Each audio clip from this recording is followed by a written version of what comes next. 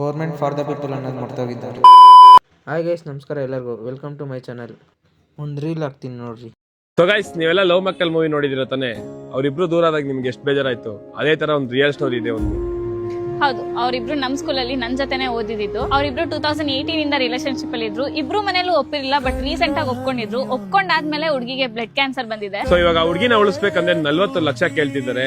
ಯಾವ್ಯಾವ್ದೋ video share ಮಾಡ್ತೀರಾ, ಆದಷ್ಟು ಈ ವಿಡಿಯೋನ ಶೇರ್ ಮಾಡ್ರಿ. ನೀವು ಮಾಡೋ ಒಂದೊಂದು ರೂಪಾಯಿ ಸಹಾಯನೂ ಆ ಹುಡುಗಿಗೆ ತುಂಬಾ ಹೆಲ್ಪ್ ಆಗುತ್ತೆ. ಸೊ ಆದಷ್ಟು ಈ ವಿಡಿಯೋನ ಶೇರ್ ಮಾಡ್ರಿ. ಒಂದು ಮಿಡಲ್ ಕ್ಲಾಸ್ ಫ್ಯಾಮಿಲಿಯವರು 40 ಲಕ್ಷ ದುಡಿಬೇಕಂದ್ರೆ ಒಂದು 40 ವರ್ಷ ಆಗುತ್ತೆ.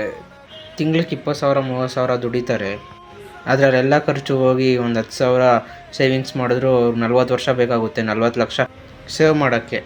ಅದಕ್ಕೆ ನಾವು ಗೌರ್ಮೆಂಟ್ ಏನು ಕೇಳ್ಕೊತೀರಂದರೆ, ಇಂಥ ವಿಡಿಯೋ ನೋಡಿದಾಗ ಅವ್ರ ಫ್ಯಾಮಿಲಿಗೆ ಗೌರ್ಮೆಂಟ್ ಕಡೆಯಿಂದ ಆರ್ಥಿಕ ಸಹಾಯ ಮಾಡಬೇಕಂತ ಕೇಳ್ಕೊತೀವಿ.